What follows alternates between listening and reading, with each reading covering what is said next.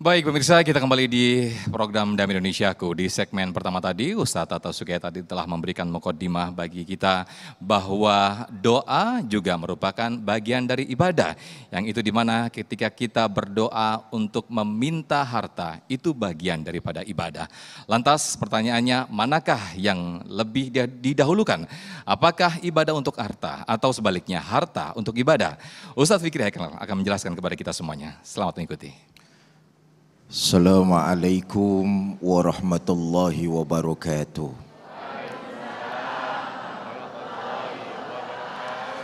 Alhamdulillahi rabbil alamin.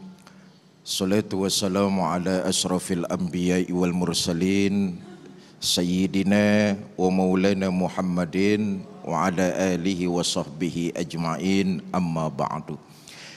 Yang mulia para ulama, para kiai, para habaib, para asatiz dan asatizah, wabil khusus guru kita Bapak Kiai Haji Yayat Sukayat Matanallah bituli hayatih, yang saya hormati segenap DKM Masjid Baitul Hidayah Bekasi, Jawa Barat, ibu bapak saudara-saudara kaum muslimin yang saya cintai. Ada orang yang kagak pernah ibadah, sujud ogah ama masjid jauh, kurang ngajar sama Allah, hartanya melimpah. Ada apa enggak yang kayak begitu tuh? Yang mana orangnya? Ada lagi orang yang rajin ibadah, puasanya getol, wiridnya hebat, sujudnya bukan main, sampai hitam jidatnya. Tapi rejeki cekak. Ngerti cekak? Rejeki seret, harta segitu-gitu aja. Kadang-kadang campur ngedumel. Kembali kepada topik persoalan. Apakah harta untuk ibadah atau beribadah untuk mengejar harta? Saudara, idealnya yang pertama.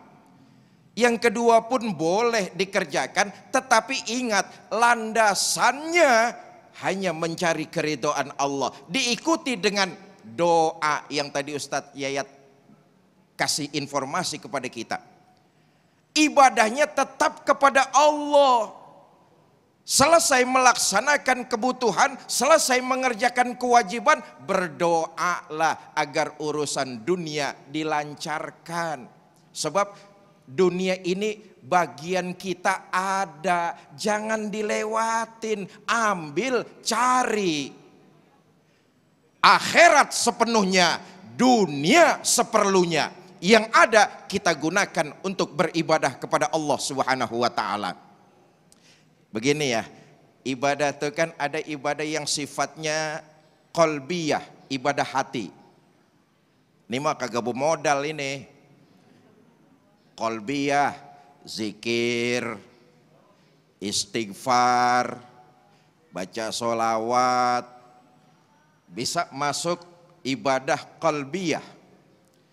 Ada lagi ibadah badaniyah, sholat, puasa. Ada lagi ibadah maliyah, ibadah yang penekanannya kepada harta. Apa saja itu, termasuk menafkahkan keluarga, itu ibadah tuh. Karenanya mau dilakukan cara yang pertama itu ideal, cara yang kedua pun boleh, tapi tujuan ibadah tidak lain dan tidak bukan menggapai ridho Allah. Selesai beribadah, mohonlah diberikan kelapangan dalam segala urusan kepada Allah Subhanahu.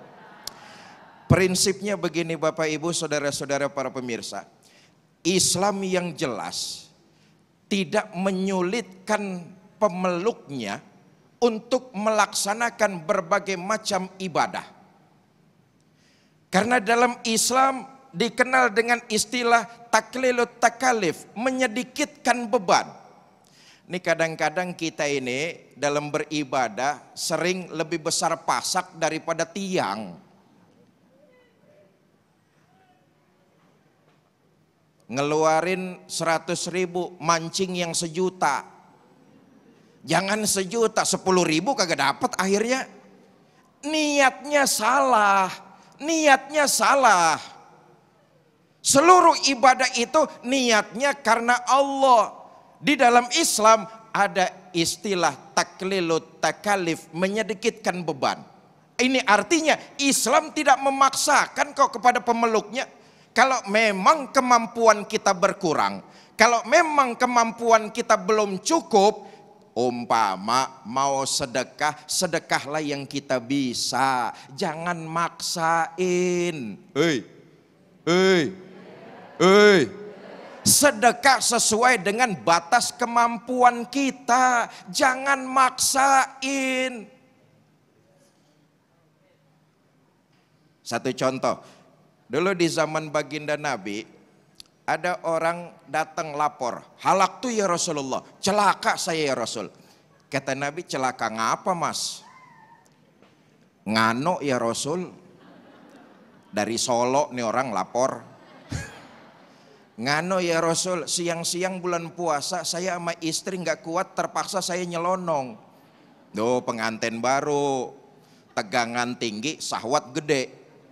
Bagus, melanggar perintah, lapor sama Nabi. Maafkan saya ya Rasul, siang-siang bulan puasa saya sama istri gak kuat, terpaksa saya nyelonong. Kata Nabi, nyelonong bagaimana mas? Ya nyelonong. Iya nyelonong lah. Lihat, ini orang melanggar perintah, disuruh membayar kifarat ibadah ini, tapi nggak sesuai dengan kemampuannya. Islam nggak maksain, menurun terus tuh.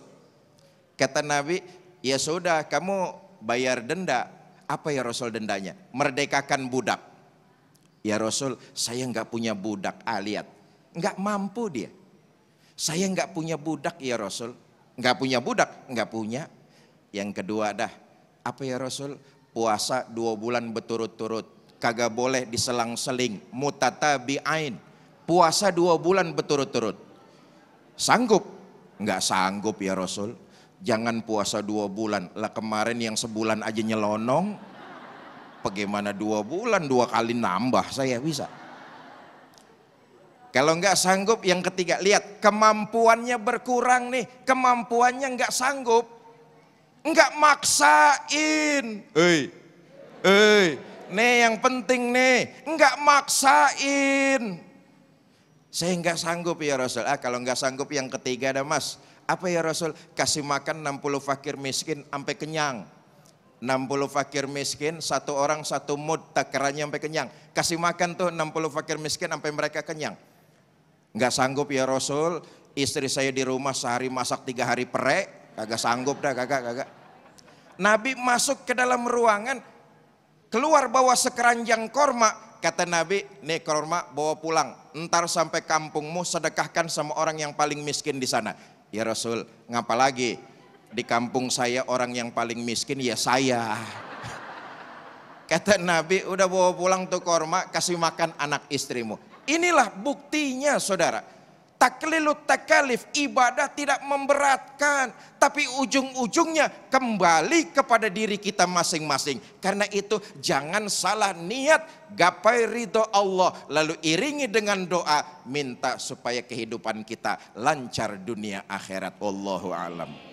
Amin, amin ya rabbal alamin. Masya Allah, menarik sekali apa yang disampaikan Ustadz kita, Ustadz Fikri Haikal, yaitu takilut takalif, yaitu memampukan diri kita sesuai dengan kemampuan kita. Begitu juga apa yang kita lakukan sesuai dengan tema besar kita ketika kita beribadah untuk harta. Begitu juga sebaliknya ketika harta untuk ibadah, itu kita kembalikan lagi ke niat kita kepada Allah Subhanahu wa Ta'ala.